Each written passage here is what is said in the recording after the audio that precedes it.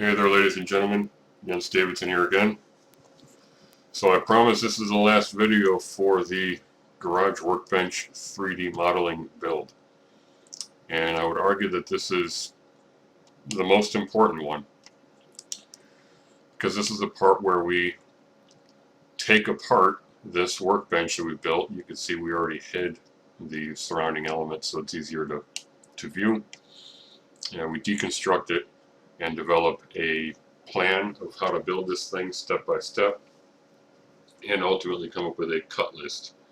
So that is all of the cuts that we will need to make using our radial arm saw or, circular saw, whatever tools you've got available. We will have from the cut list a total shopping list of materials that we need to buy. So effectively from this video you'll have everything you need. If you take this and translate it into your own project, we'll have everything you need to go out and buy all the materials without having to make multiple stops at the hardware store because you forgot something. So let's get into it. The way we're going to do this is by making copies of the workbench, and we're going to delete various components that represent our phases. So move and copy, and we're just going to space things nominally like 10 feet apart. So 120 inches.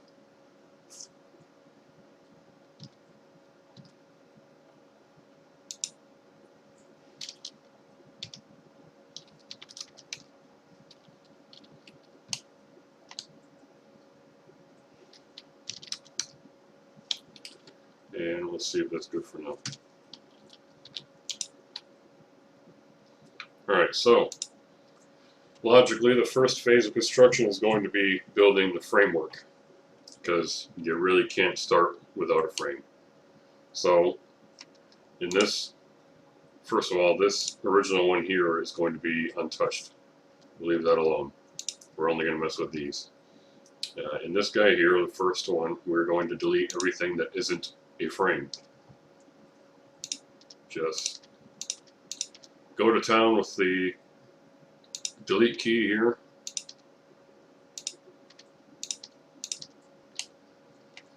So there's our frame. That's going to be the first phase of construction. Second phase is going to be the framework for all the drawers, face frame, and the rail supports, etc. Or I'm sorry, drawer slide supports, and also the paneling. So let's delete everything that isn't that. I don't know if I've covered this yet, but here's a important tip for selection.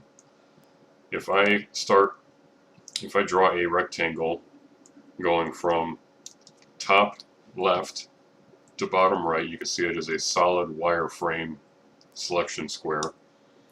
When I do that, only items that are entirely encapsulated by that square will be selected. So as you can see here, I'm not selecting anything. I'm not selecting anything because this particular board is not entirely encapsulated when we draw a wireframe right here. It's only if we get the entire board in the picture that it will be selected, like that. So that can be helpful if I want to just select this board and I don't want to select all the other ones and all this stuff.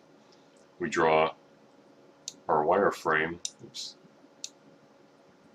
so that that's the only thing that's entirely selected. Now, the other way to do it is to draw a square from top right to bottom left. When we do that, you see it's a dashed wireframe. Anything that touches that wireframe or is inside it will be selected, as you can see there.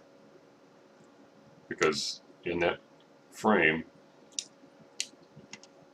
this was covered kind of like that, just a corner of it, even though we didn't see it because we were at a bad angle.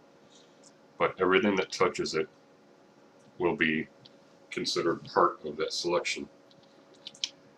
And since I've been using AutoCAD at work, I've noticed that it's actually the exact same concept.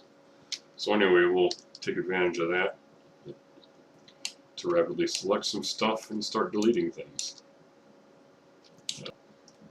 Okay, so that's the next phase of construction, phase 2. Phase 3 is going to be everything except that and that.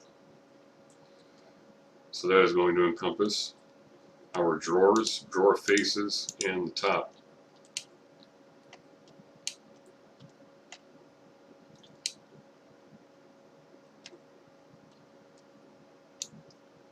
Actually, we'll just delete the top and we'll make that a phase 4. So while we got it selected, we're just going to move it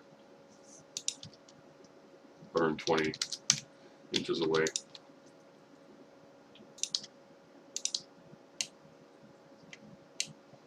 Okay, those are all the drawers and drawer faces. Whoops. Alright. So that is phase 3. And then phase 4 is just the top. So there you have it. That is breaking down this project into construction phases. Now the next part is taking all these individual components and breaking them apart, lining them up to make a cut list, and also to get an idea of how many feet of each type of board we're going to need. So in this drawing here, this phase 1, we've got 2 different types of material. We've got 2x6, like all these, and then we've got the vertical studs, if you will, that are 4x4. So let's go ahead and what you see here, these 4 phases are going to stay put. So actually everything that you see right now is going to be exactly where it is. We're not going to move, we're not going to touch it from here. We're going to make copies of these components. Oops, let's go this way. We're going to make copies of these and manipulate them in order to line everything up. So move that 120 inches again. Come over here, do the same thing.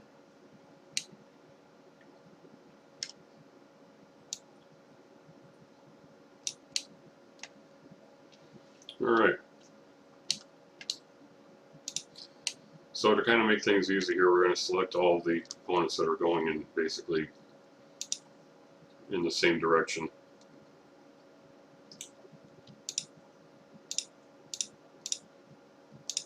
Just for the sake of simplifying the process of lining everything up to get them all end on end, or end to end.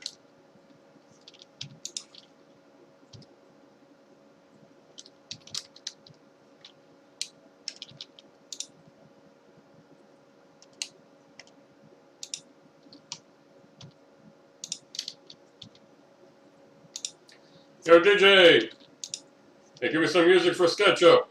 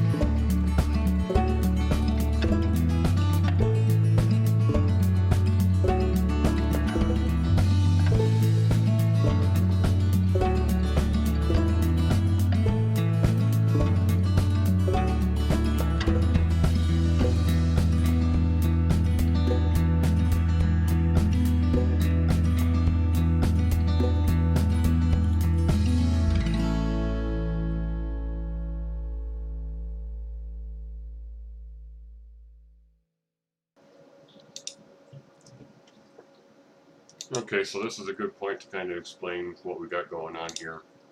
So you see some dashed lines going basically horizontally along the floor of the garage here, and these represent common board lengths that we can buy at the hardware store: 4 foot, 6 foot, 8 foot, and 10 foot.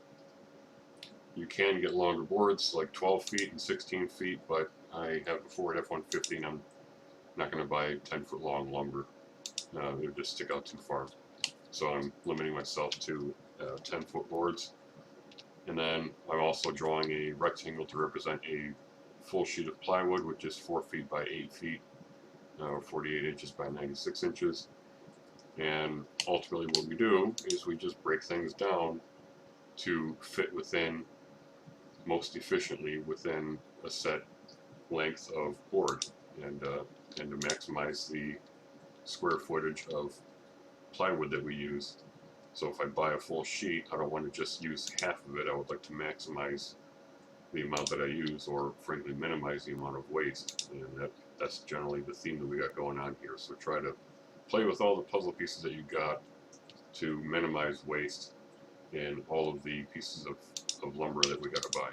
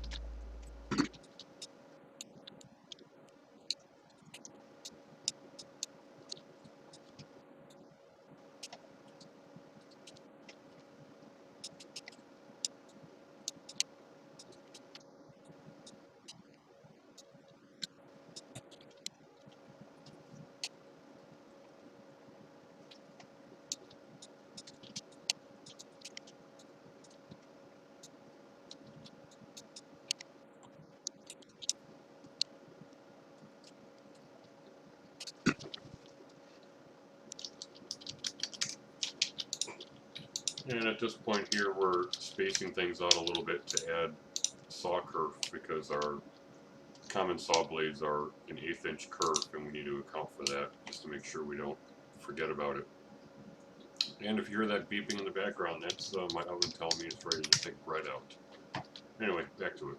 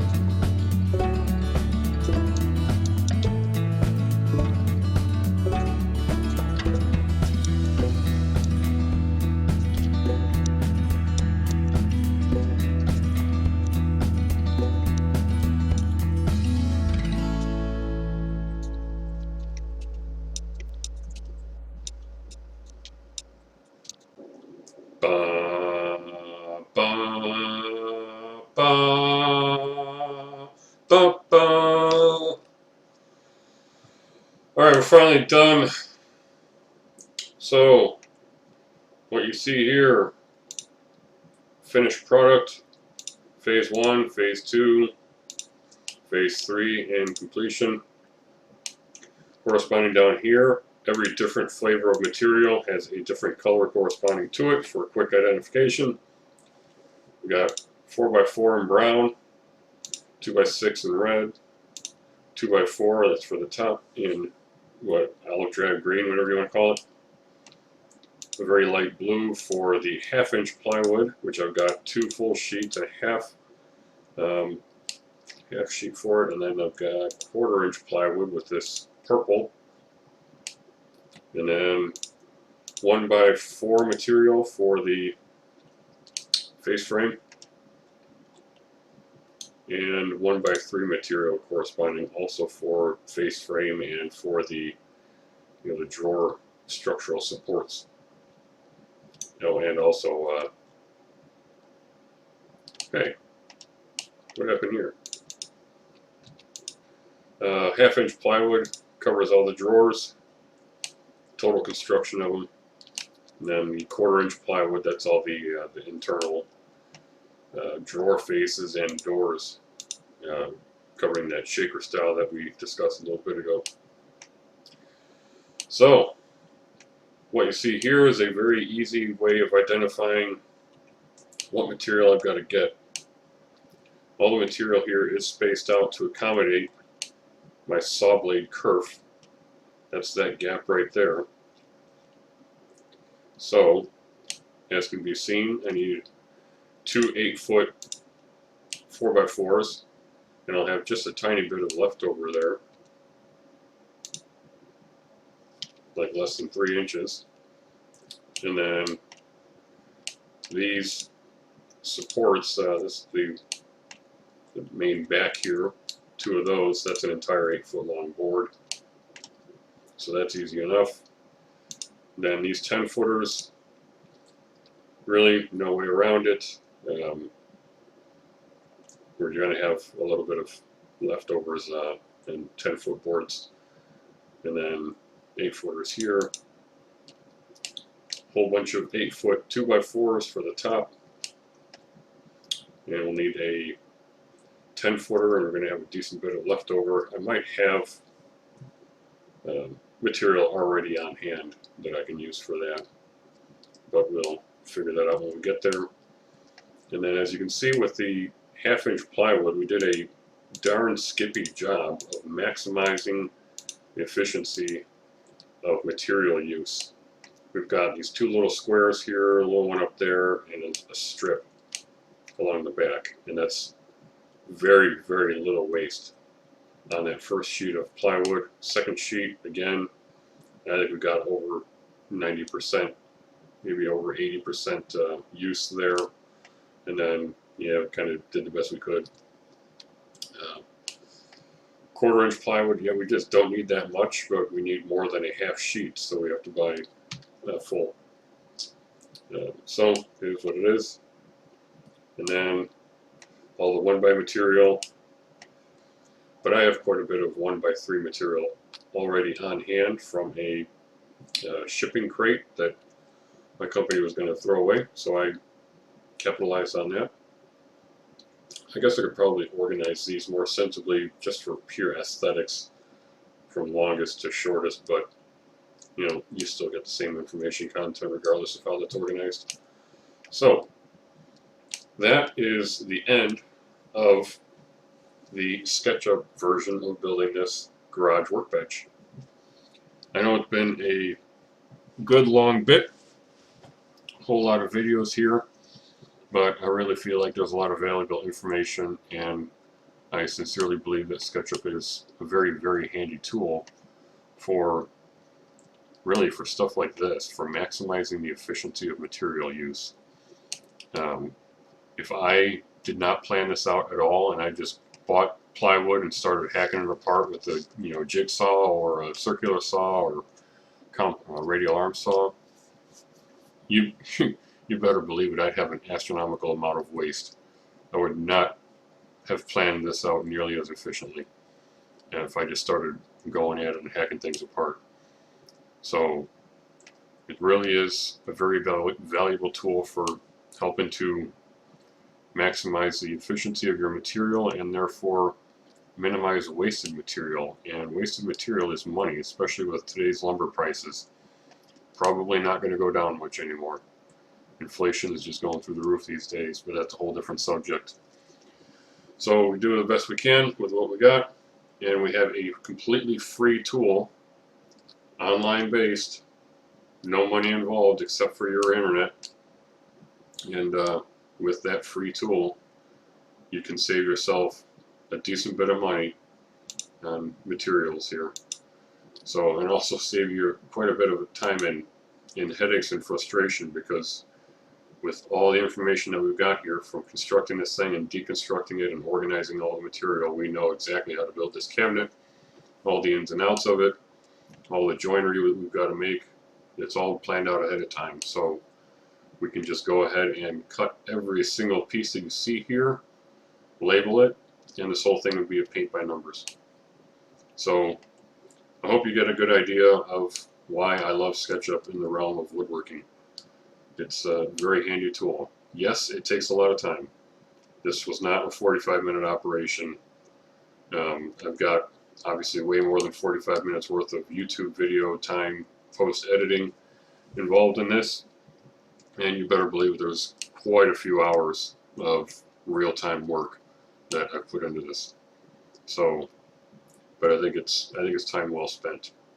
It's up to you to make that determination, but yeah, I'm not going to hide the fact that this does take time. So, with that, I'm going to sign off on this video.